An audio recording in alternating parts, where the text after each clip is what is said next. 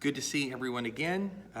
We are going to finish up with Chapter 4 in this lecture and then move on to Chapter 5. We're going to spend some time in Chapter 5 as we look at the causes for and then the fighting of the American Revolution. So we've been going pretty fast up to this point. We've been painting very broad brushstrokes, really kind of oversimplifying things to get ourselves down the road. We're finally at the stage we're going to slow down and look at things in more detail. We have more information to work through, and as we go through this, I want you to remember that, one of the things that, the statistics and numbers and all that kind of stuff, don't worry too much about that.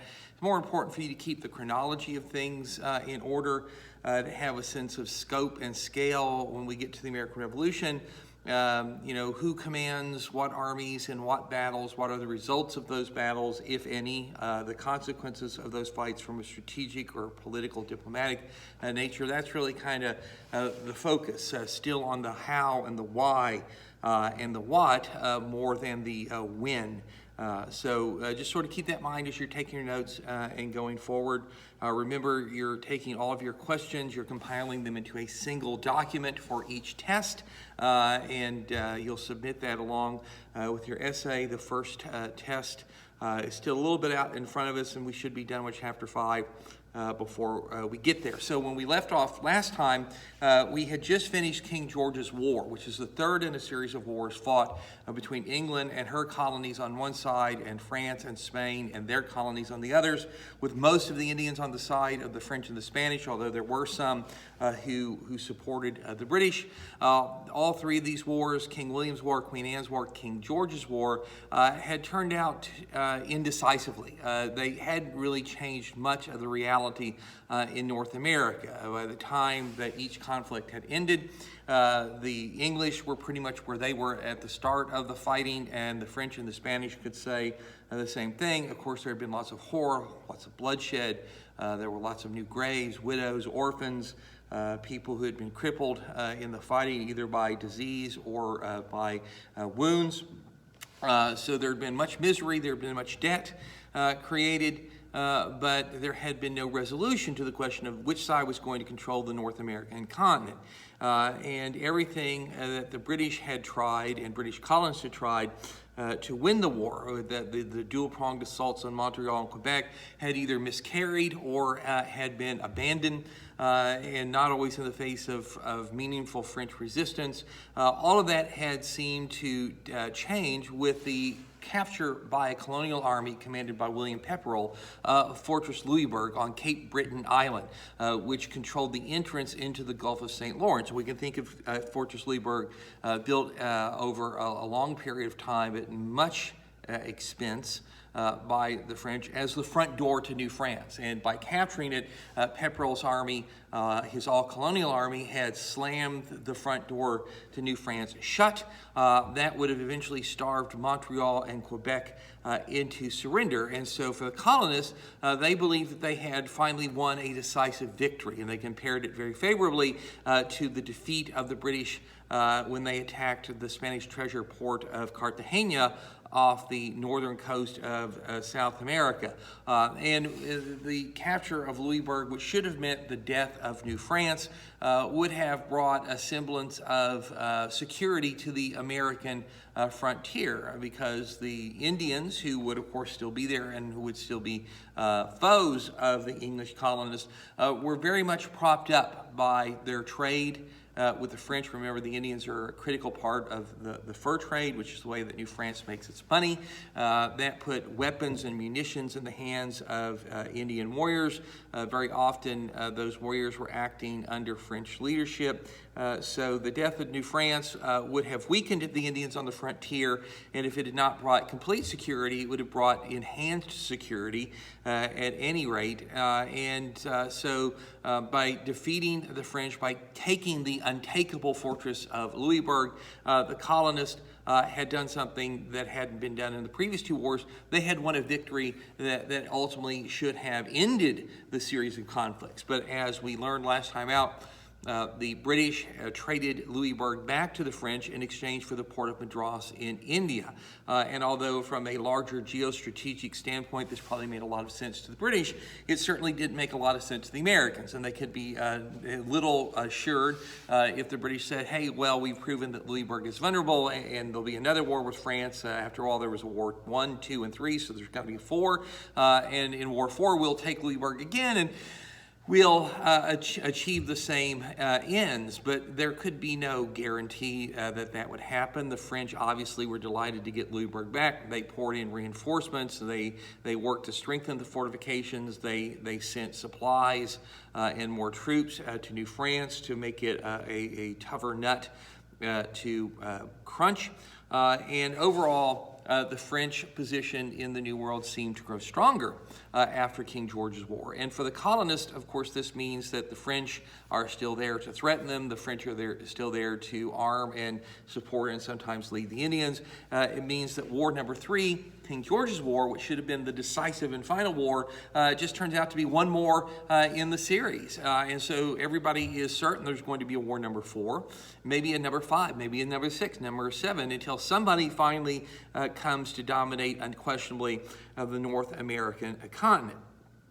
So the end of King George's War was very bitter disappointment over the American colonies, who began to wonder about England's competence militarily, who began to wonder about England's concern for them, just how important were they to England. Of course, the colonists still viewed themselves as English. They were still proud to be English. They were still patriotic. They still gave their allegiance to the king. But more and more, they were beginning to sense that they were not a high priority for the mother country, and this, of course, is going to, be a feeling that's going to grow amongst the colonists. Nonetheless, the capture and then the return to Fortress Louisbourg has an incredibly important impact on the history of America and the history of the English Empire in America. It is, in fact, in many ways, the first step toward what will ultimately become the American Revolution, because the French knew that they were lucky to have gotten Fortress Louisbourg back, and they had to be conscious of the fact that the fort had a reputation before King George's War of being invulnerable. That reputation has now been shattered. Fortress Louisbourg had been taken, and what's more, it had been taken by an all-colonial army under a colonial general. And that meant that in the future wars, you could count on the British coming after Louisbourg and probably coming after it with regular troops under regular commanders supported by the Royal Navy, and that would probably pose a grave threat to Louisbourg. The French certainly couldn't count on being able to fend off a future assault by England against their vital fortress guarding the front door to New France. And military men must plan on the basis of the worst case scenario. You've got to plan on your enemy's capabilities, not his intentions. And so if you lost Louisbourg in King George's War, then you need to anticipate that in the next war, you're apt to lose it again, and you're very unlikely to retrieve it at the peace conference when that war concludes. And so what happens to New France if Louisbourg is captured in the next war, whenever the next war starts? And you couldn't imagine that it would be very long before there would be yet another war between England, France, and Spain. And if you lose Louisbourg and you don't get it back, then New France is doomed. The trade between France and her American empire is going to be shut down. Nothing will get in, nothing will get out, and Montreal and Quebec will wither on the vine, and they will fall like ripe fruit into the hands of the British, and New France will be lost forever, unless you could find an alternative way to supply New France. In other words, if you anticipate the front door being slammed shut and locked, is there a back door that would allow furs to come out and troops and supplies to come in? And if you imagine a map in your mind's eye of the eastern half of the North American continent, or if you look at one of the maps that I've sent out with this lecture, you will notice that there is indeed a back door to New France. It's long, it's circuitous, it's inefficient, but it's there, and that is to cross the Atlantic, come through the Gulf of Mexico, then up the Mississippi River to the Ohio River. The Ohio flows into the Mississippi, to go up the Ohio River to the point where its origins are created by the flowing together of the Monongahela River and the Allegheny River, and so where the Allegheny and the Monongahela, the Allegheny coming from the north, the Monongahela coming from the south, they flow together to form the Ohio, which goes down into the Mississippi, which of course goes into the Gulf of Mexico. And the Allegheny will take you very close to the Great Lakes. The Great Lakes, of course, flow down into the St. Lawrence River, on which sit Montreal and Quebec. So here is a back door. It has a very long hallway before you get to Montreal and Quebec, but it is there. The French already have, and the Spanish together already have control of the Gulf of Mexico and the Mississippi River. The French, of course, control the Great Lakes, and they control the St. Lawrence. So it's that middle part of this backdoor supply corridor to New France that is as yet unoccupied by France, and that is the Ohio River Valley. Without the Ohio River in the middle, it doesn't do you any good to have the Great Lakes and the St. Lawrence. It doesn't do you any good to have the Mississippi. You got to have the Ohio that connects the two for it to be a useful trade route and a useful route for military supplies.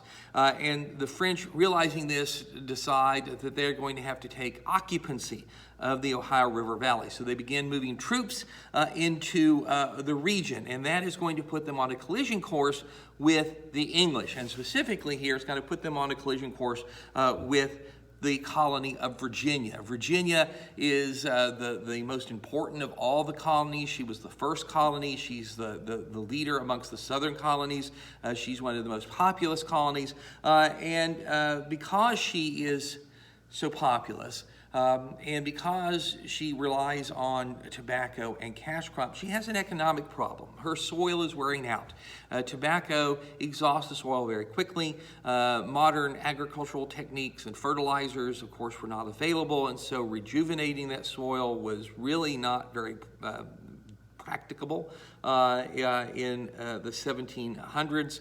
And a growing population combined with this means that there's an insatiable desire to move west. And the English colonists have been pushing inland. They've been moving west ever since they first landed at Jamestown or Plymouth Rock. So this is sort of woven into the DNA of the colonies. And here we are in the 1740s, quickly speeding toward the 1750s. So the colonists have been at this for almost 150 years. And one of the reasons that the English colonists, the French colonists, and the Spanish colonists are all fighting in North America is a desire to control the interior of the North American continent, especially that space between the Appalachian Mountains, which is sort of the western boundary of the English colonists, and the Mississippi River. Between that space, between the mountains and the Mississippi, you have territory that is claimed by both England and France, but neither side has actually taken possession of it. So the rival claims are, in a sense, moot. This has appeared in history in which possession isn't 9/10 of the law, it's 10/10 of the law. You make whatever claims you want, you can plant whatever flags you want, but until you actually occupy the territory, you cannot be said to control it. So the English have always wanted to move west, and Virginia, who butts up against the Appalachian Mountains, is especially eager to begin pushing west, and pushing west past and through the Allegheny Mountains means going into the Ohio River Valley. Remember, America is a vast wilderness. There are no roads, and that means that waterways, rivers, lakes, are the primary methods of transportation and commerce. They are the superhighways of the middle 18th century in America. So if Virginia is going to push west, it's going to need to push west down the Ohio River. And that means that the Virginians have an interest in the Ohio River Valley, an economic interest, while the French have primarily a military interest in the same piece of territory, and thus they are on a collision course. To colonize the Ohio River Valley, the Virginians put together something called the Ohio Company. What we call things in early American history is not subtle, right? The Virginia Company settles Virginia. The Massachusetts Bay Company settles Massachusetts. The Ohio Company is created to settle the Ohio River Valley. It's a joint stock company, and so the elites in Virginia pulled their money together. They found a company for the purposes of actually settling this land that England has long claimed. Now, to settle the land, you have to first survey it. You have to map it. You've got to do that before you can sell plots of land to people who want to go and live there. And of course, by selling these plots of land, the Ohio Company will make a profit, and that profit will pay dividends to its shareholders. And so step number one, map and survey. And so the Ohio Company hires some surveyors and sends them out there. It's a very long and arduous trek through the wilderness of several hundred miles to get to the Ohio River Valley. And one of these surveyors is a young 20-something that we're going to get to know very well in here over the next couple of lectures, and that is George Washington. Washington and others began to survey in the Ohio River Valley, and in doing that, they come into contact with Indians, and from the Indians they learned that the French are poking around too and moving military forces into the upper reaches of the Ohio River Valley. And by upper, I mean the close to the point where the Allegheny and the Monongahela come together to form the Ohio. And this is clearly a problem because you're not going to settle English colonists in territory controlled by a French army. And so word of that goes back to the governor of Virginia, Governor Dinwiddie, that the French are, basically on what the English consider to be their territory. And so the question is, well, how do we deal with this? And the word comes back from the government in London. Well, you deal with it by forcing the French out. You repel force with force. And so basically what the governor of Virginia is told to do is tell the French to get out. And to deliver that message, he selects Washington, who's gained something of a reputation for hardiness. Washington is not the guy you see on the dollar bill, is not the guy in the famous portraits. That's George Washington at the very end of his life, after he's been worn down by military service and 8 years as president of the United States. Washington was 6 feet tall. He was incredibly athletic. He had a remarkably robust constitution. The man hardly ever got sick. Many people referred to him as as a warrior. If he was amongst the Indian tribes, he would be the greatest of all the warriors. He was physically very strong. He had a full head of reddish brown hair. He was an incredibly imposing figure, blessed with courage and endurance, and so he seemed the ideal person to go out into the Ohio River Valley again and deliver Governor Dinwiddie's warning to the French that they were trespassing on English soil and they were to get out.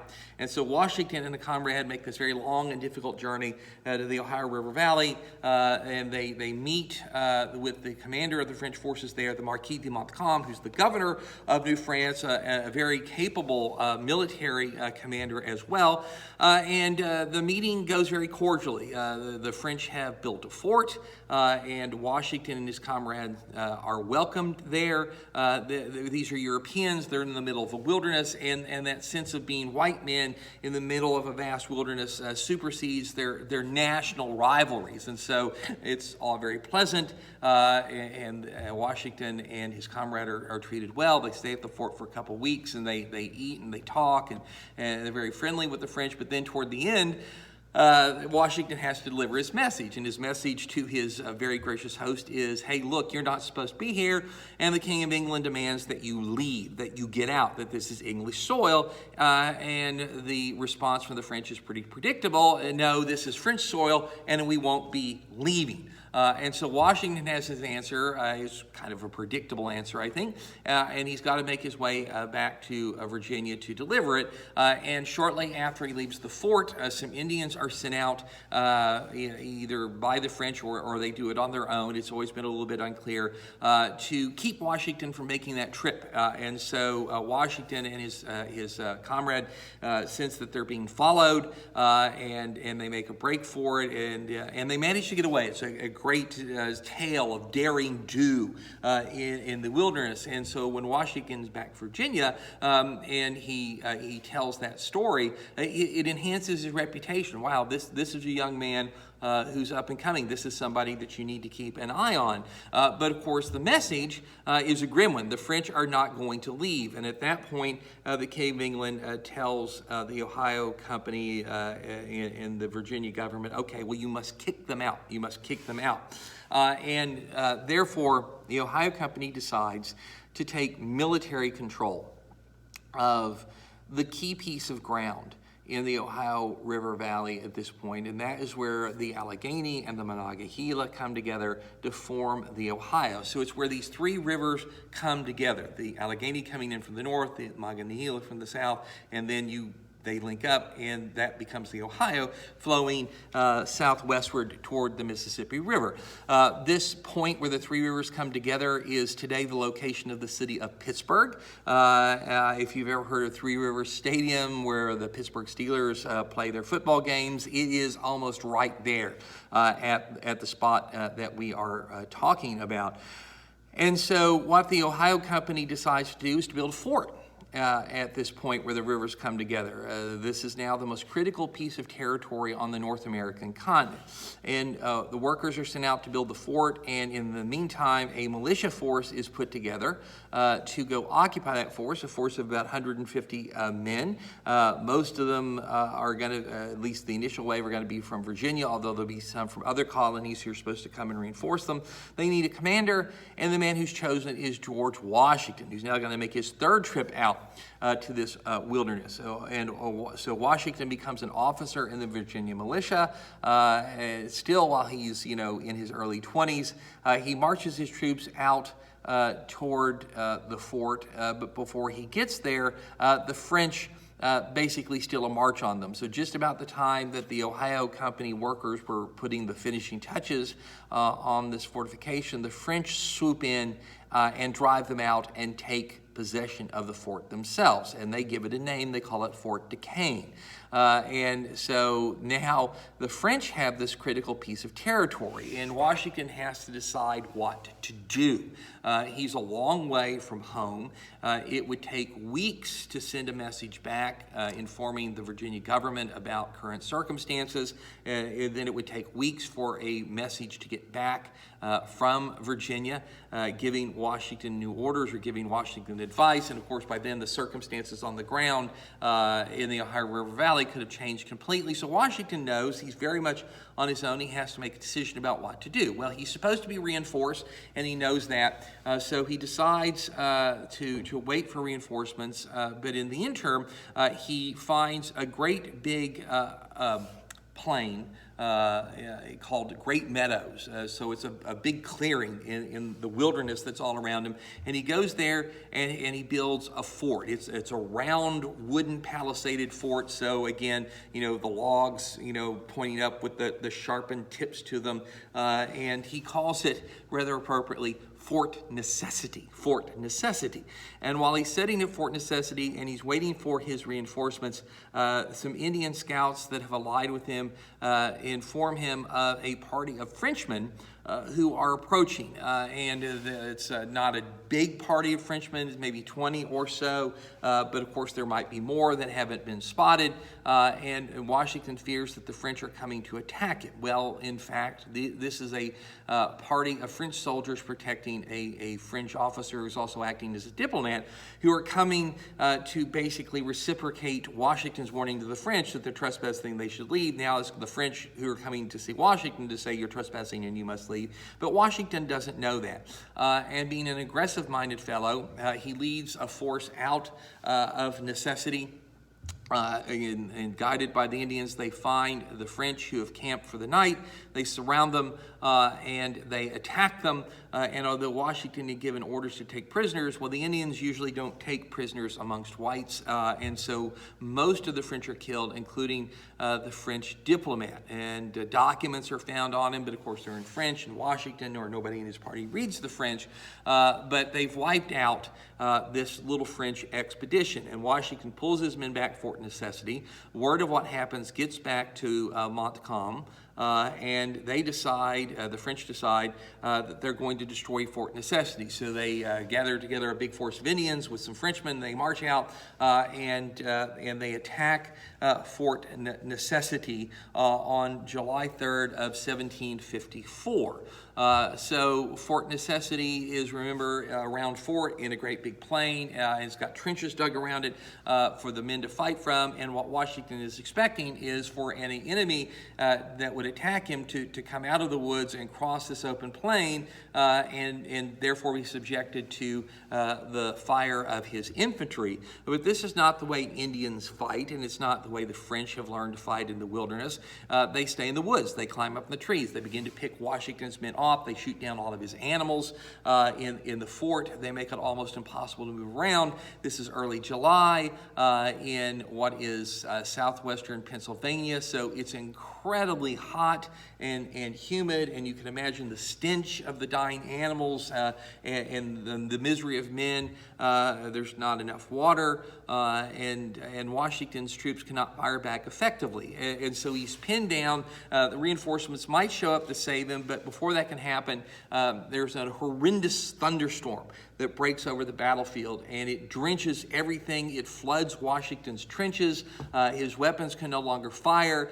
His men are completely vulnerable now. Some of them are so despairing they've broken in to the storehouse, and they've gotten to the liquor, and they're getting drunk. In other words, Fort Necessity is no longer defensible, and Washington understands that if he doesn't surrender it, the Indians and the French are going to be able to rush him, and they're going to wipe him out. So he asks for terms of surrender.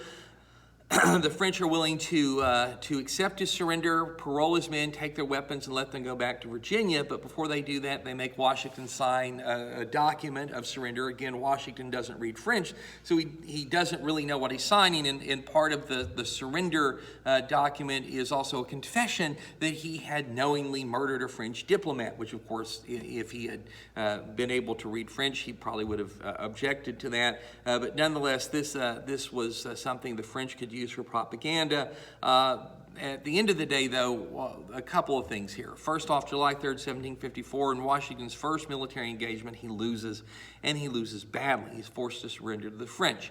When he gets back to Virginia, that's not going to do his reputation any good, at least initially. The initial shock of defeat and surrender are going to demean Washington's reputation.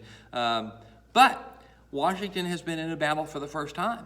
And he had proven exceptionally brave. He'd walked around upright, this tall, dignified 6-foot figure, despite the bullets flying all around, behaving as though no bullet could ever touch him. And to a certain extent, Washington believes that there's no bullet cast that's ever going to be able to hurt him. Bullets went through his hat, went through his clothing, but none of them actually struck him. And he found that the battlefield was something that agreed with him, that it seemed a natural element for him. And he wrote to a friend about Fort Necessity that, quote, "I have heard the bullets whine, and I found something magical in the sound." To which the governor of Virginia quipped after he heard about that Washington must not have heard too many and none that came too close, or he wouldn't have cared for their sound so much.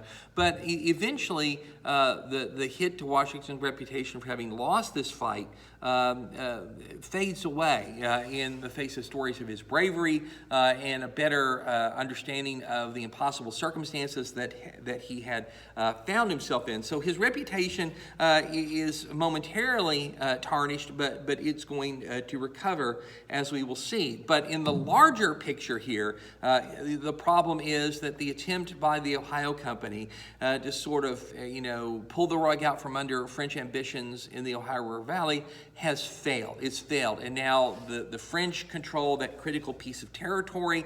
If you control that, then you have the head start on controlling the entire Ohio River Valley.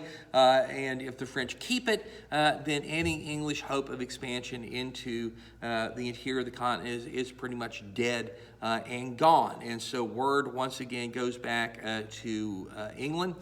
What do you want us to do? We tried to warn the French out, they wouldn't leave. We tried to preempt their occupation of the Ohio River Valley by seizing control of what the French now call Fort Duquesne, and that has failed. What do you want us to do? And for the English, there is a decision here. Do they acquiesce in French control of the interior of the North American continent, which means that the British Empire in the New World is forever going to be just a beachhead along the coast of what we know as the original 13 colonies? Or are the British willing to up the ante? Are they willing to court all-scale, full-out war with the French? And the answer is yes, they're willing to court full-scale war.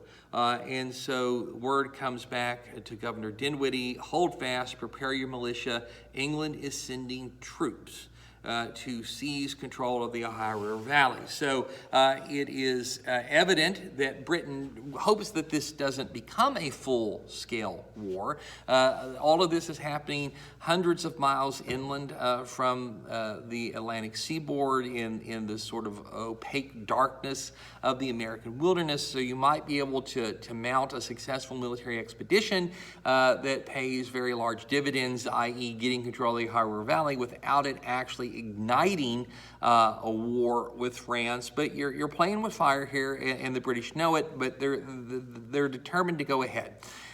In America, most people basically consider the war to have already started. War number 4, which is going to come to be known in America as the French and Indian War, has, for all intents and purposes, begun. It began in the fighting around Fort Necessity. One thing is apparent, that another conflict, if it has not actually started, is on the doorstep of the American colonies. And for the colonists, of course, this is a very distressing thing. War number 4. How do we avoid having a war number 5, of having these wars go on and on and on forever? Why do we keep losing, basically, is the question that the English colonists in America are asking themselves. Why do we keep losing, and how do we avoid losing this next time out? And to answer that question, to address that question, the colonies decide to do something that they've never done before, and that is to come together, send representatives to come together for a Congress, to coordinate with each other, to talk with each other, to try and collectively figure out why we keep losing and how we can win next time out. This meeting is going to be held in Albany, New York, and so it's going to be called the Albany Congress. Again, the names that we give things in early American history, not subtle. The Albany Congress is going to take place in Albany, New York, and representatives from all of the colonies come together there, and they ask these fundamental questions. And the answer that they come up with, why do we keep losing, is because we are not coordinating our efforts. We are not pooling our resources. There are 2 million English colonists. Those colonies are contiguous to each other. We have a secure supply line to England. We have the advantage of coastal shipping here.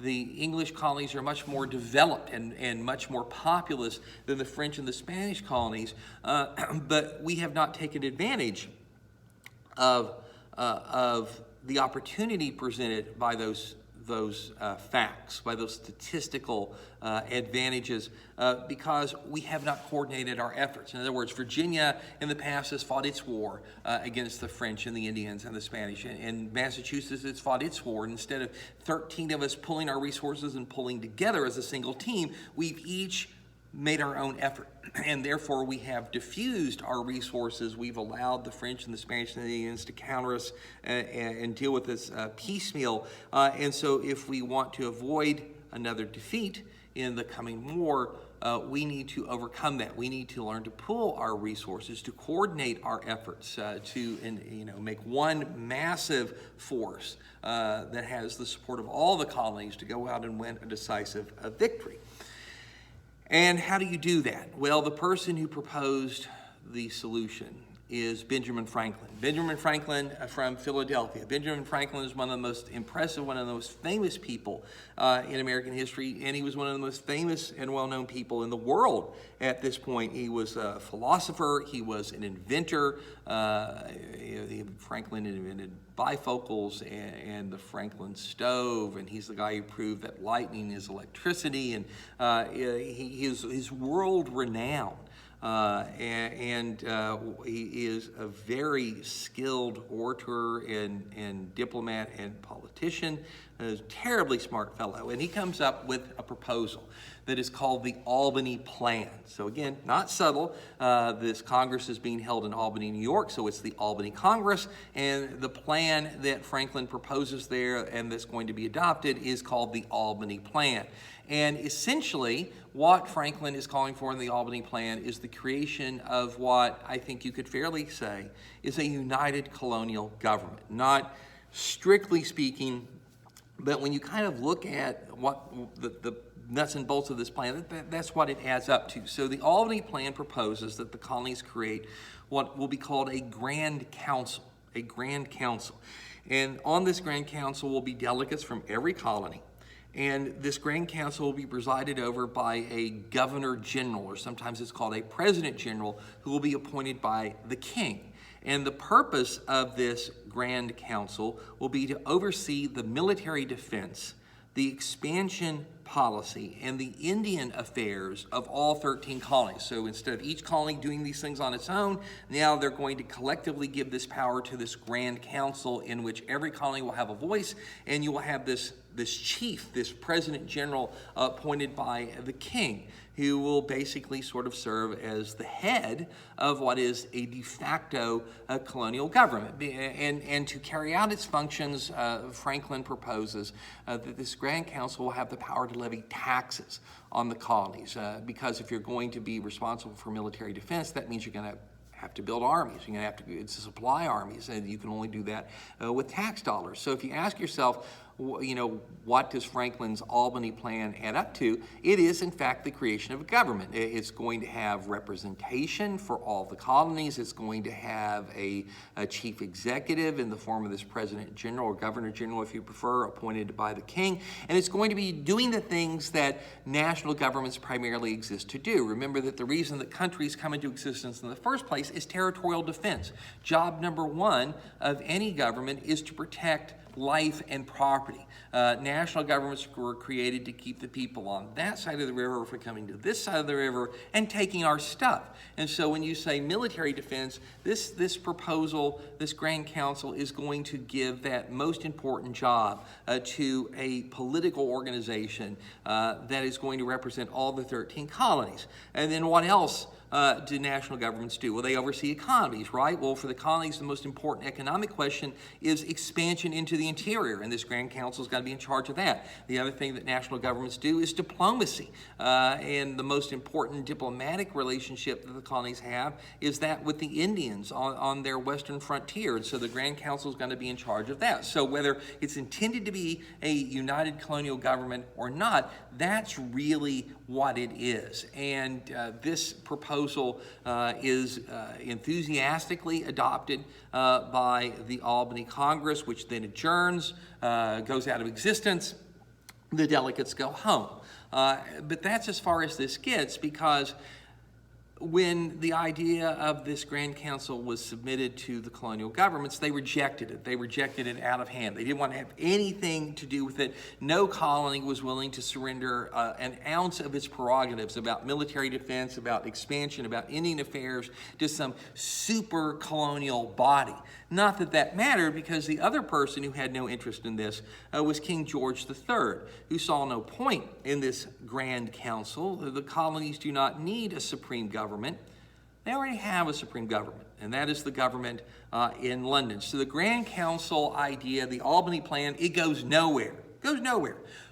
But how interesting that the wars have generated this proposal for unified colonial action. Remember, one of the reasons these wars are so important is that it's bringing the colonists together, physically bringing them together, not only to serve and to fight and sometimes to die alongside of each other, but also to learn about each other, to understand that all the colonies basically have the same problems. They face the same threat, that although there are certainly cultural and religious differences among them, there is more that they have in common, that they have different, that they do have common problems, and they need to work together to form and obtain common solutions. And so these wars are producing the first impulse toward colonial unity, toward creating colonial government. And the fact that it comes to nothing is really, in many ways, sort of beside the point in the thesis that we're presenting here. The wars are bringing the colonists together to face common threats, through common action, through coordination with one another. So the Albany Plan is going nowhere, but the effort by the British to retake Fort Duquesne and seize control of the Ohio River Valley is proceeding at breakneck speed. And so in the late spring, early summer of 1755, the British troops that George III said he was sending arrived in Virginia. Some 2,500 British regulars, some sailors, some Marines, and regular Army infantry under the command of Major General Edward Braddock. And their job is to march into the interior and retake Fort Duquesne from the French and seize control of the Ohio River Valley. Braddock is going to be very careful. He's going to take a lot of supplies and artillery with him so that when he gets to the fort, he can blast it to pieces. That will almost certainly guarantee a victory. But he knows that he's going to have a very rough time getting this army through the wilderness. He's going to have his own troops, his regulars, but also a lot of Virginia militia to go along with him, as well as some militia, some other colonies. And Braddock asked George Washington to be part of his military family, that is, to be on his staff, and Washington agrees to do that. Washington was very ambitious of distinction. He hoped that one day he might get a commission in the British Army, and this certainly seemed to be an avenue toward that. But Washington has been out into this neck of the woods now almost more than 3 times, and so he knows the way. And so with Washington as an advisor and an aide, Braddock begins his march. He has to build a road basically as he goes along. He has to use gunpowder to sort of blast his way through some bad parts of the mountains so that he can build his road through there. This road will become eventually the national road, Route 1 in modern parlance. It still exists.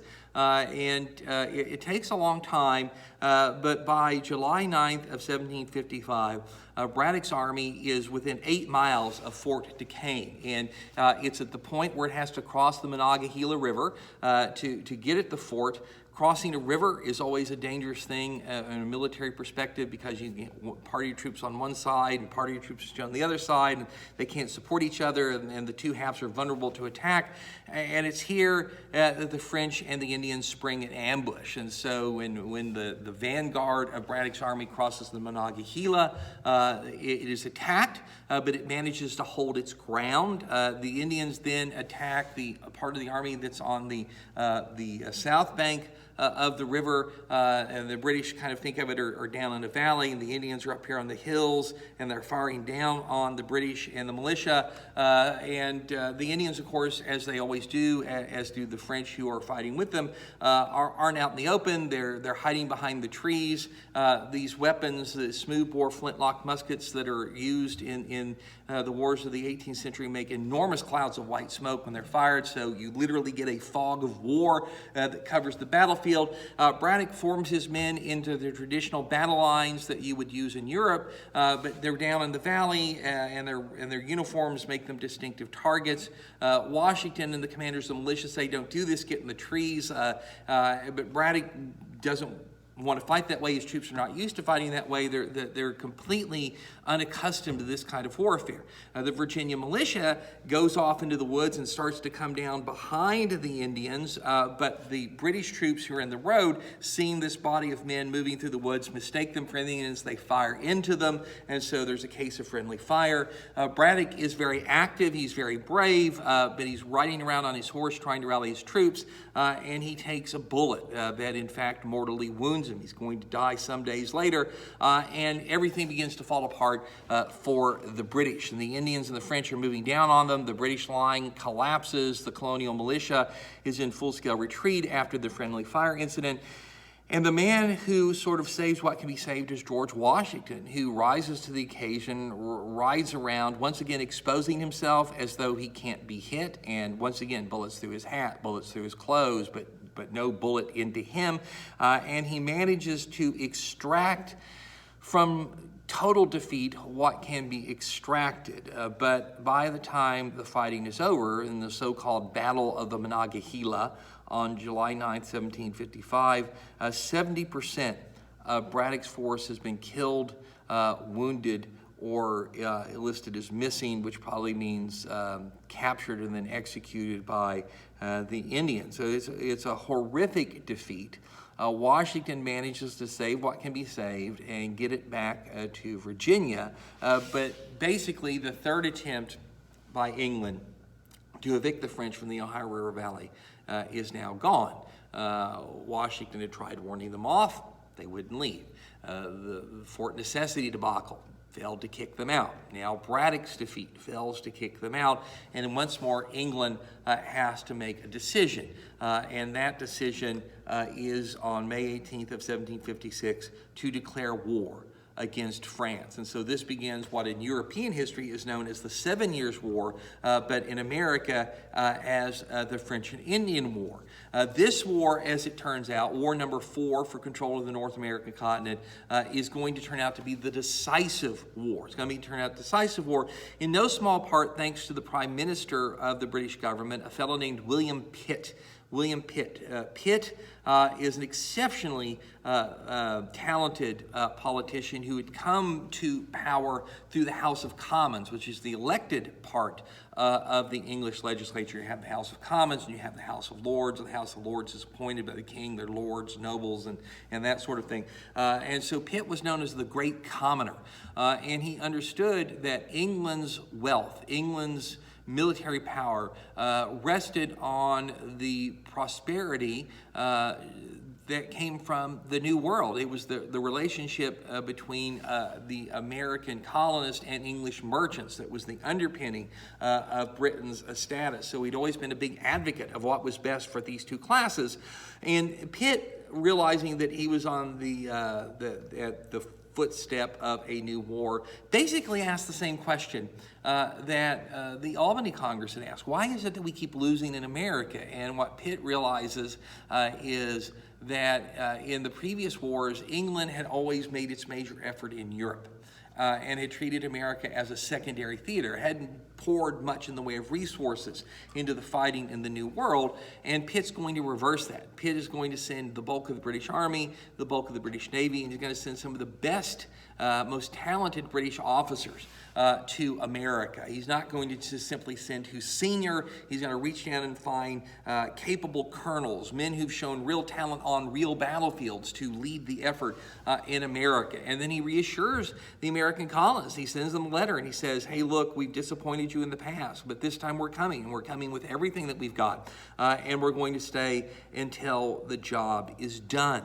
And Pitt is true to his word. It's going to take a while to collect those resources and get them to America, and it's not going to be until 1758 that the British can actually launch an offensive, but when they do, it is a massive undertaking. Instead of a two-pronged attack on New France aiming at Montreal and Quebec simultaneously, or a one-pronged attack that seeks to take Fortress Louisbourg, the British are going to launch a four-pronged offensive against New France. You're going to have one British colonial army under General Forbes, Washington part of that, is going to follow Braddock's route back toward Fort Duquesne. You're going to have another British army that's going to strike toward French forts along the southern shore of the Great Lakes in what is today New York State. You're going to have a third British army under the command of Brigadier General James Abercrombie that's going to move up the Hudson River Lake Champlain route to attack Montreal. And then you're going to have a fourth British army that is under the command of Jeffrey Amherst and Brigadier General James Wolfe that are going to go after Fortress Louisbourg. So 4 prongs here. It doesn't particularly get off to a good start. General Abercrombie marching north toward toward Montreal encounters the French dug in around a massive stone fortification they built to control Lake Champlain. That fort is called Fort Ticonderoga. And the Marquis de Montcalm is there with 5,000 troops. Abercrombie's got 12,000. He ought to win very easily, but instead he launches a foolish frontal attack on the French fortifications and suffers a very bad defeat and loses 2,000 men in a fruitless effort, shoots off most of his ammunition, and has to retreat. General Forbes, heading forward toward Fort Duquesne, is very careful, very cautious. He's basically halting every day to dig in. He's not going to walk into an ambush the way that Braddock had done, which means that winter hits before he gets to Fort Duquesne, so that sort of comes to nothing. The movement against the French forts on the southern shores of the Great Lakes also doesn't really gain any ground, but there is a huge success in July of 1758 when the British troops under Amherst and Wolfe managed to land on Cape Breton Island. Unlike Pepperell's effort back in King George's War in 1745, the French are not caught by surprise, and so they're waiting for the English at the beaches. The British have to fight their way ashore. It's a real touch and go kind of thing, but Brigadier General James Wolfe is the guy who really leads the way. He's displaying great skill and bravery, and so the British fight their way ashore. The French retreat back into the fortifications of Louisbourg. The British lay them under siege, and 7 weeks later, the French have to run up the white flag and surrender. And so Fortress Louisbourg falls to the French, and the front door to New France is slammed shut. In 1759, the British resume their offensive. They are aided by the fact that the last 2 harvest seasons in New France have been very bad, and so the French were low on food. Montcalm decided to withdraw the bulk of his troops to Montreal and Quebec to defend them, so that when Forbes' army gets to Fort Duquesne, the French are gone. They burned it and abandoned it. And so the British get it without a fight. They build a new fort there. They call it Fort William Pitt, and there will be a town and then a city that will grow beside of it. Becomes Pittsburgh, and the French also abandoned their forts along the southern shores of the Great Lakes. Wolfe is given the job of taking out Quebec, and that's a very, very tricky job because Quebec sits on these high bluffs overlooking the St. Lawrence River. But since the last war, the British have been carefully scouting out the St. Lawrence. They've found the channels that they can safely move a fleet there. Wolfe lands his army, and he's facing Montcalm with the French army on the other side, and they spend the summer and the early fall sort of, thrusting, parrying across the river, with the British not being able to find a way to get their army on the same side of the river, the northern shore, as the French. But in September of 1759, Wolfe finally manages to do that. He pretends to attack in one place, and Montcalm shifts his troops there, and then he crosses the river at another place. And that leads the two armies to a very big conventional battle, one of the few sort of really European-style battles that you are going to get in this series of wars, just north of Quebec, outside the city on what's called the Plains of Abraham. And so you have the British lined up there, about 4,500 troops, and you have about 6,000 Frenchmen, the flags, the uniforms, the whole thing. The French under Montcalm attack and try and drive the British away. The British managed to stop the attack, and in the fighting, Montcalm is mortally wounded. Wolfe is killed, but he lives long enough to see the French line broken, and the French are driven back into their fortifications, where Montcalm is going to die within a couple of weeks. And with his death and being surrounded, the French lose heart and they surrender Quebec. So in September of 1759, the French lose Quebec. And the next summer in 1760, they will lose Montreal. And with the fall of Montreal, basically all of New France is now in the hands of the English. The fighting in Europe is going to go on for another 3 years, and they'll be fighting in India and in the Caribbean. This is really the first world war in human history. But at the end of it, the French and the Spanish have been beaten. They have been beaten, and you get what is called the Peace of Paris. And in the Peace of Paris, which is signed in 1763, France surrenders all of her territory in America except the port of New Orleans. Now, France actually claimed a lot of land west of the Mississippi, but as the war came to an end, the French had transferred title of that territory to the Spanish, basically as a way of keeping the English from getting it in the peace terms. So the west of the Mississippi, that's part of New Spain now. The Spanish get to keep that, but they lose Florida and the Gulf Coast, what is today Alabama and Mississippi.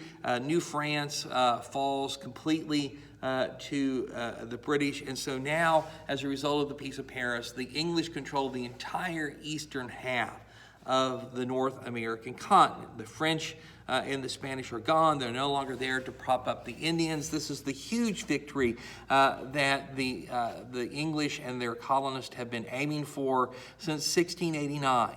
And here we are in 1763, and it is finally won. It is finally won. But like all huge military victories, it is won at a very high cost, not just in terms of blood and misery and horror and that sort of thing, but a high economic cost. England had run up an enormous debt fighting the French and Indian War. During the war, because of the necessities of wartime, the colonists and the English had basically made a deal, and that was that England was going to pay for its share of the war. It had the ability to raise taxes and to borrow money. It was going to meet that cost up front. The colonists would pay for the operations of their own militia, and we would follow that paradigm until the war was fought and won. And then when the war was over, the colonists would help the English retire the debt. Well, the war has been won. It is an enormous victory. It gives the colonies in America everything that they've wanted, but the price tag can now be calculated, and it is enormous. Britain's debt is now so huge that in 1763, 50% of its budget that year did nothing more than pay the interest on the debt it had run up. So think about that. Half of the money that Britain spends in 1763 merely pays the interest on that debt. Doesn't touch the principal, but pays the interest on it. So you can imagine this is a backbreaking debt. And you think about it in your own livelihoods. If you had to take 50% of all the money that you made simply to pay the interest on your debt, then are you ever going to be able to pay that debt off? You've got other expenses. You've got to pay your rent. You got to pay you buy groceries. You got to pay, for a car, gasoline, and these sorts of things. If you can never touch the principal on your debt, and you're just spending so much money on the interest, you're never going to get out of debt. It's going to limit things that you can do, for a very long time. And so this is a debt that England desperately needs to pay down, and needs to pay it down as quickly as possible. Now, there are two ways to get yourself out of debt. And one of those ways is to reduce expenses, right? So if you're talking about your personal debt, maybe you find a cheaper place to live. You stop eating out all the time. You stop going out. You spend less money, and that means that you have more income that you can throw at the principal of your debt, not just the interest. And the same thing with countries. So can Britain find a way to save money after the French and Indian War? And there should be a yes to that question, because once the war is over, you can demobilize. You don't need as big an army. You don't need as big a navy now that the fighting is over, and therefore your military force can shrink. And as it shrinks, the cost of maintaining military force comes down. But in fact, the British can't do that after the French and Indian War, or if you prefer, the 7 Years' War, because they had not only won big in America, they had won big in the Caribbean, they had won big in India, they had won big in the Middle East. And so the British Empire had expanded enormously. And what does that mean? It means that the British now have to spend more money not only governing all that territory, but defending it. France and Spain and Holland haven't disappeared. They're still there. They're still rivals. They're still enemies. They're wounded, but they'll be back, and they're going to be looking for a chance at revenge. And so you can't decrease military expenditures. You've got to keep your military force large to defend all this territory that you've just taken. So, trying to decrease the size of your military is going to be extremely difficult. And it's not helped by the fact that even though the French and the Spanish have been beaten, the Indians are still there. And in 1764, Indians under Chief Pontiac staged a series of raids along the New England frontier. And so the necessity of defending against the Indians is there. And so the British can't find cost savings. There's no peace dividend, if you will, at the end of the French and Indian War. And that means that the only other way that the British are going to be able to pay off their debt is to find more money, to increase revenues, to make more, right? So you can either spend less or you can make more. Preferably you do both of those things.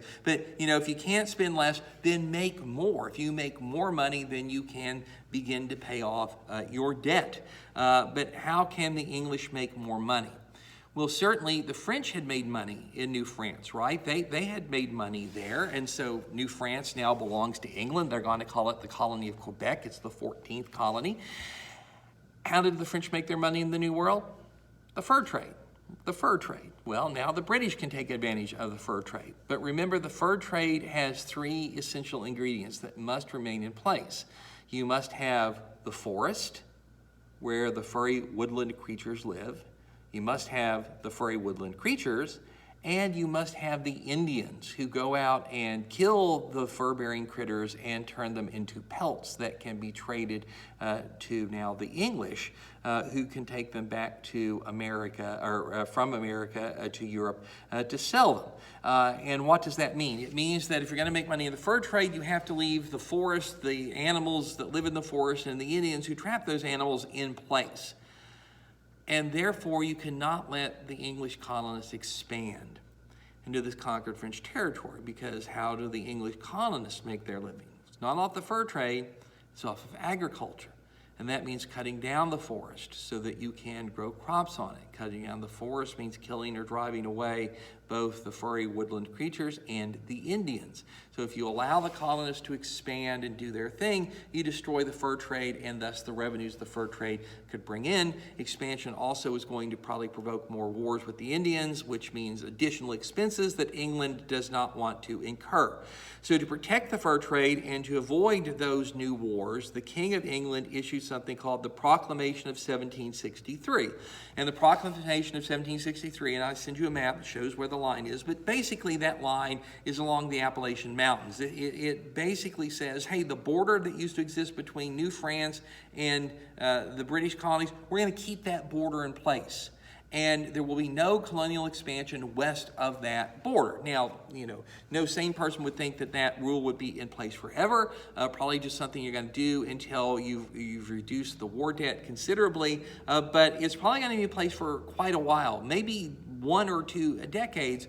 And what does that come down to for the American colonists? It means that they're going to be denied the tangible fruits of their victory. Yes, we have security now. Yes, we've driven the French and the Spanish out of the New World, and that's going to weaken the Indians. But, security is something that once you have it, you can take it for granted. What are the British going to do? Let the French and Spanish back? No, they're not going to let the French and Spanish back, so that's done. We don't have to worry about that. We've been fighting for almost 100 years. And the New England colonists in particular could say, hey, look, there wouldn't have been a war number 4, and thus there wouldn't have been a debt from war number 4, the French and Indian War, if you hadn't given Fortress Louisbourg back to the French at the end of King George's War. So in some sense, England, you brought this on yourself. And now that we've done our share, we've been on the broken end of this bottle, fighting and dying and suffering since 1689. Now that this is all over and victory is won, and we can enjoy the actual fruits of that by expanding into the interior, new land, new farms, new prosperity. You're telling us that we can't move west. It's not the French and the Spanish and the Indians who are keeping us from doing it. It's our own government that's keeping us from doing it. And the colonies therefore believe that they're being cheated. They're being cheated of their just rewards from nearly 100 years of fighting on behalf of England. They're being denied the economic windfall that should accrue from victory in the French and Indian War and as a result of expansion beyond the mountains. And so the colonists are very angry here, and they respond by saying, well, look, if we're not going to enjoy any of the fruits of this victory, then we think that the deal where we said we would help pay for the victory once it was won, that deal's moot. That deal is now off the table. We can't help you pay for the debt if we can't expand and generate new economic activity. So there's a practical thing here. But there's also a principle that's involved. Why should we pay for a war from which we derive no benefit? And so the colonists basically are reneging on that deal. Again, we're painting broad brushstrokes here. The way this thing actually plays out is more complicated, but this is the essential thrust of it. And of course, this makes England very angry. The English believe that they had a deal, the Americans breaking the deal. Moreover, the English point out that this victory wouldn't have been won without a massive military commitment to North America, a very massive and very expensive military commitment. And so, yes, the Americans paid for the actions of their own militia, but those were auxiliary. They weren't really very helpful. They certainly weren't part of the key fighting that had won the French and Indian War. The British consider that they're the ones who've carried that load, and the colonies, therefore, are being ungrateful. They're being selfish. They're being greedy. They're not thinking of what's good for the empire, what's good for England. They're not being appreciative of what the British have done for them. And so if the colonies will not willingly participate in paying down the debt, then England must force them to participate. If you won't do it on your own, then we're going to make you do it. And so in 1764, the British Parliament passed a law essentially designed to make the Americans begin paying their fair share for the cost of the French and Indian War, the victory won by British armies and British fleets. That law technically was called the Revenue Act of 1764, but the Americans gave it a different name. They gave it the title, the Sugar Act, because what this law does is it taxes the importation into the colonies of certain items, sugar, coffee, tea, and wine, principally. These are, to some extent, luxury goods. You don't actually have to have sugar, coffee, tea, or wine to survive, although I think most people would probably disagree. But what's going to happen is when these goods are imported into America by American merchants, when they come into port, those merchants are going to have to pay a tax on them. And the cost of that tax, of course, they're going to pass along to the consumer in the form of higher prices. So this is in some ways reminiscent of a sales tax, or you just added on to the price of goods that you buy. It will hit consumers more in the form of higher prices than, right in the face, like say your income tax or your withholding tax from your paycheck, or Social Security tax will come out of your paycheck, hit you. And this is the first tax. The British make it clear this is only the first one. This is a down payment between this and the fur trade. We're going to begin to attack our debt, but there will certainly have to be other taxes. And the reason that the British are imposing this tax, a tax that is passed by a parliament in London, a couple thousand miles away from America, a parliament in which the Americans have no representation, no voice whatsoever. The reason that the British are doing this, they make very clear in the preamble to the Sugar Act, which reads, quote, "It is just and necessary, that a revenue be raised in America for defraying the expenses of defending, protecting, and securing the same," unquote. In other words, the British are making it very clear this tax is being put in place to help pay for the French and Indian War, to pay the debt run up as a result of the French and Indian War, and to help maintain a British army that will continue to protect the American colonies. So the British see this as something that's common sense, that it's self-evident, it is their right to do, but the colonies object, and they object strenuously for two reasons. First off, this very much smacks of being forced to pay for a war from which we derive no direct benefit. And secondly, and more importantly, this violates our rights as English citizens. It violates our rights as English citizens. As English citizens, we have certain rights, and these are ancient rights, guaranteed by things like the Magna Carta and codified by British common law.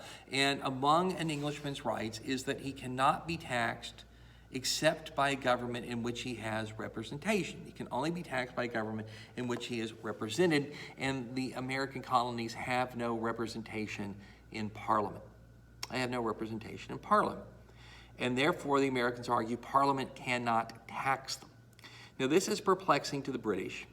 Parliament has made all kinds of laws touching on the American colonies, and the Americans have had no say about those laws. There were the Navigation Acts to begin with, which are 100 years old now. The British have passed all sorts of other laws that have forbidden Americans to manufacture certain kind of products in the colonies. Americans can't make paint in the colonies. They can't make glass in the colonies. They can't make hats in the colonies.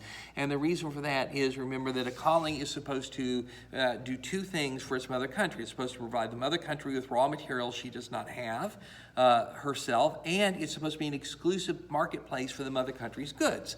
And if the Americans can manufacture their own glass, their own paint, their own hats, and all sorts of other things, then they don't need to buy those things from England, which means English merchants can't import them and have a guaranteed marketplace. And the British Parliament says, we've done all kinds of laws for 100 years in which you have had no voice and you've not objected. So we consider, precedent established. After all, Parliament is the supreme governing body of the entire empire, and they make whatever laws are good for the entire empire. And paying off the war debt is good for the entire empire. And if America is the place where that money can be raised, then we have the right to do it. But to the Americans, no, passing regulatory laws that govern trade within the empire is one thing. This isn't that. This is a tax. And solely a tax. For the very first time, the British Parliament is levying a direct tax on the American colonies for the purposes of doing nothing else than raising revenue. And that is something that cannot be inflicted upon an Englishman except by a government in which he has a voice. Because if he has a voice, he can object to those taxes. He can demand that those taxes be lowered or that they be removed completely. A lot of people get it in their head that the problem that led to the American Revolution is that the American colonies had never paid taxes, and now the British are making them pay taxes. Well, that's not the case. The American colonists have always paid taxes, but they pay taxes to their colonial governments. And of course, they elect their colonial governments. This is one of the unique things about British colonization, is that all these colonies got self-government. And this makes sense because 2,000 miles away, there's no, on either side of the Atlantic Ocean, there's no way that the British could actually govern the colonies day to day. So they'd gotten self-government.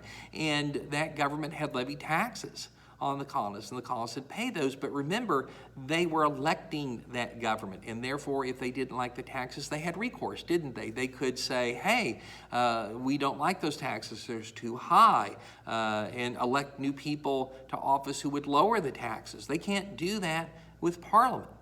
And so Parliament is violating their rights as English subjects. And that means that when the Sugar Act is put into place, the argument between England and America fundamentally transforms. Up into the Sugar Act of 1764, the fight was really about who gets what from the French and Indian War and who ought to pay what. It's an economic argument. It's a who's going to pony up argument. And you can imagine that at some point men of goodwill on both sides could come to some sort of resolution of that, about percentages paid and how long the Proclamation of 1763 is going to be in place. You could see finding a solution. But suddenly, with the Revenue Act of 1764, the argument isn't about that at all. The argument becomes one of rights versus powers. What are the rights of the English colonist? And what are the powers of the British government? And the British government says, we have the power, Parliament has the power, to tax the Americans without their consent. And the Americans say, Parliament does not have that power. And the Americans say, we have certain rights. As English subjects, we have certain rights, and one of those fundamental rights is no taxation without representation. We can only be taxed by a government that we help to elect, in which we have a voice.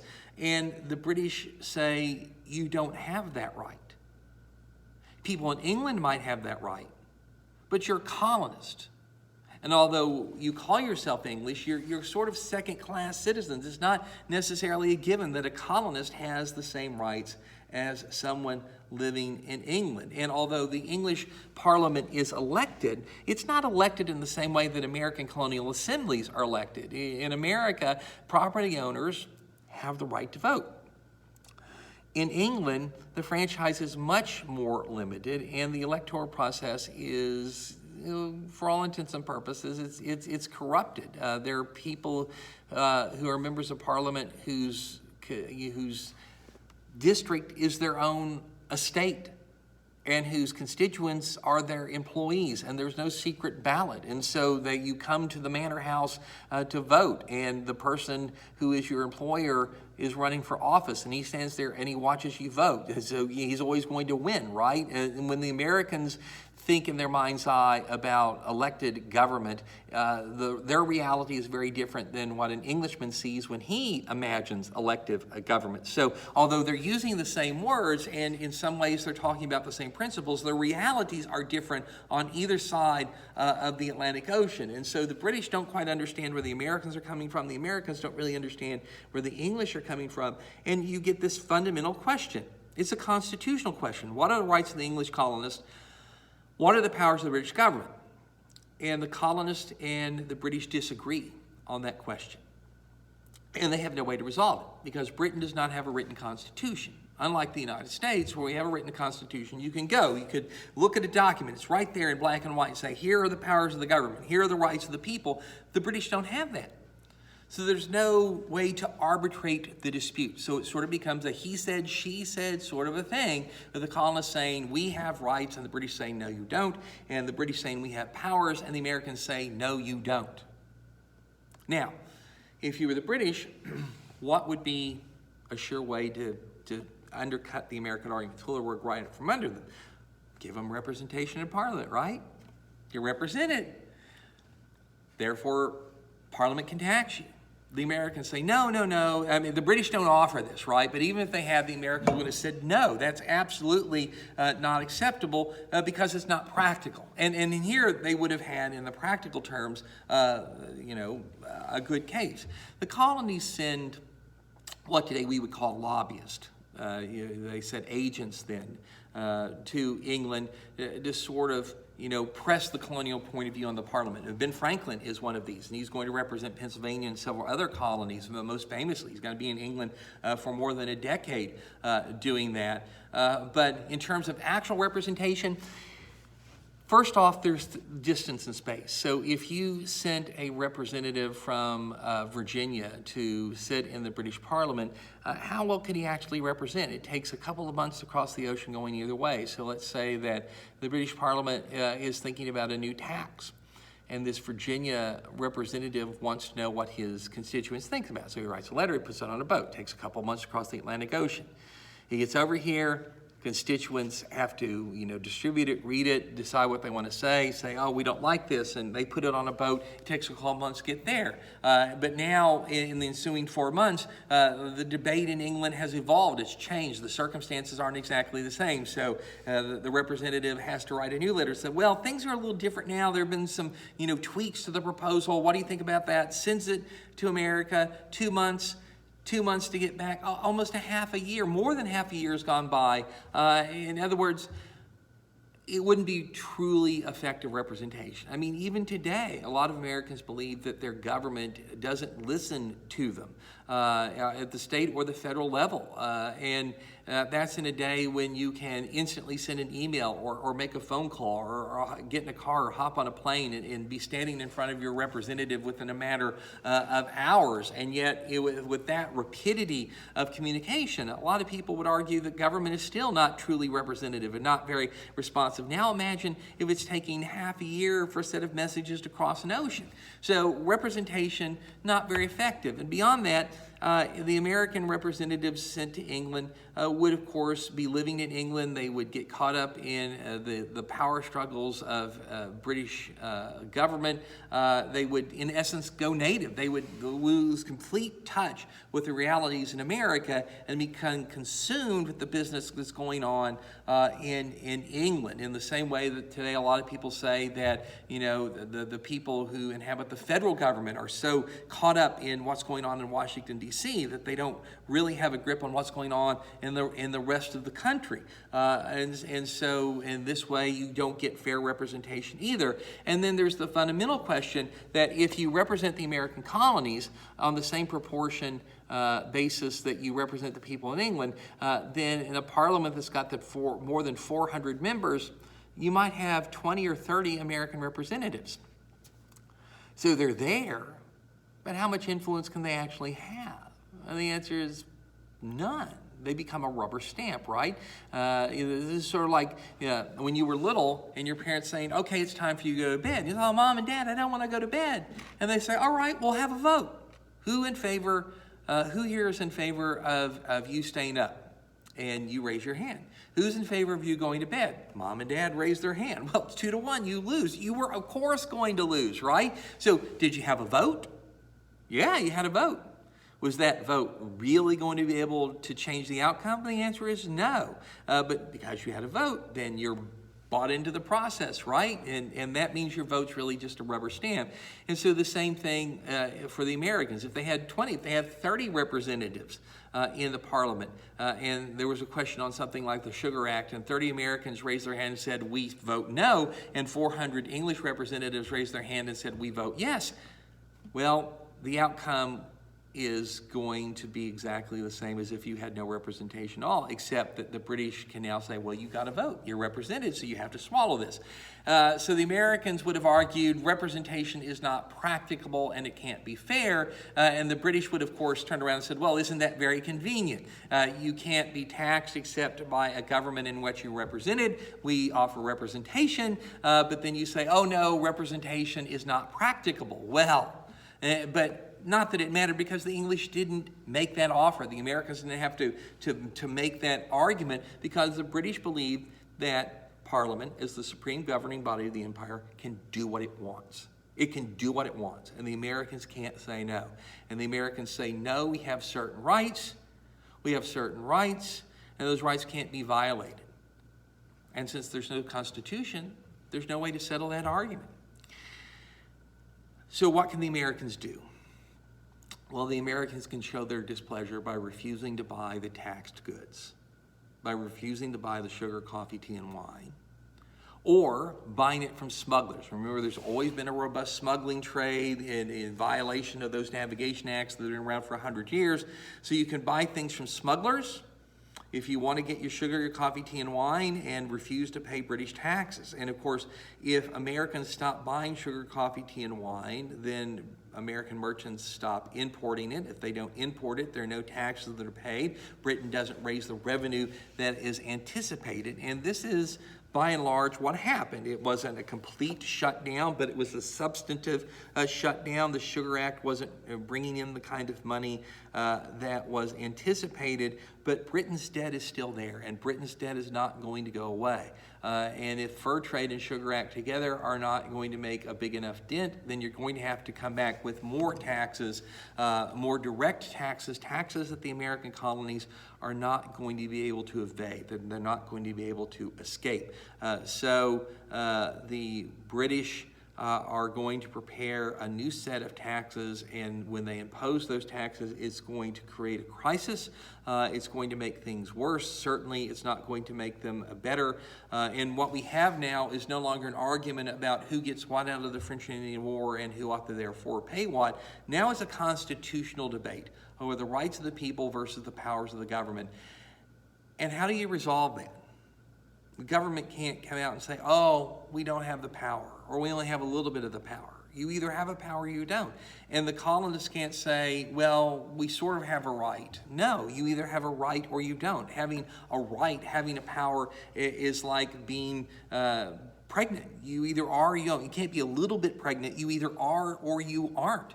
And you either have a right or you don't. A government either has a power or it doesn't.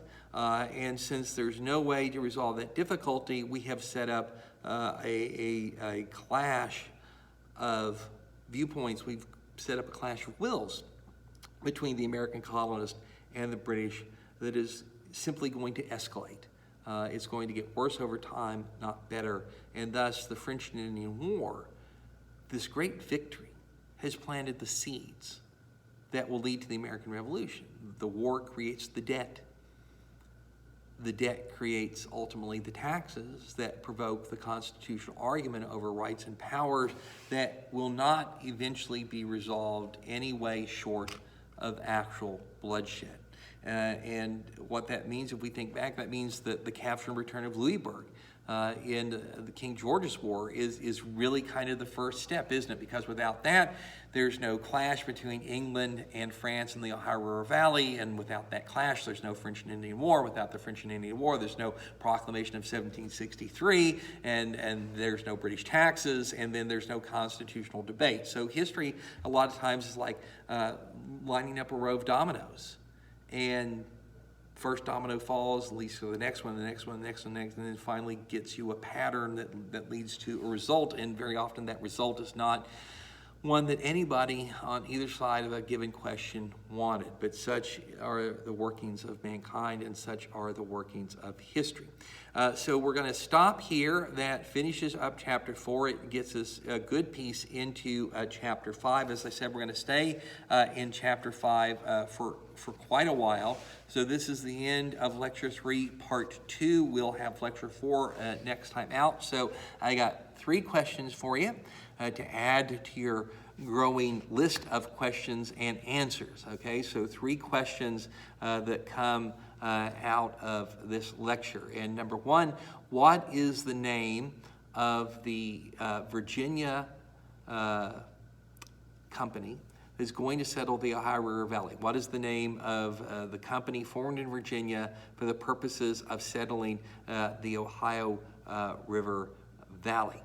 Question number 2, what is the name of the English Prime Minister who decided to make Britain's major effort, its major military effort in America during the French and Indian War? What is the name of the English Prime Minister who wants to make Britain's major effort, military effort in America during the French and Indian War? And then question number 3, what is the name of the fort that George Washington surrendered in July of 1754? What is the name of the fort that George Washington surrendered in July of 1754? So those three questions, and when we get together next time, we will go through the series of arguments and debates and crises that will ultimately produce the American Revolutionary War. And until then, if you have questions or concerns or just want to talk about the subject matter, know that you can always reach out to me. I'll be more than happy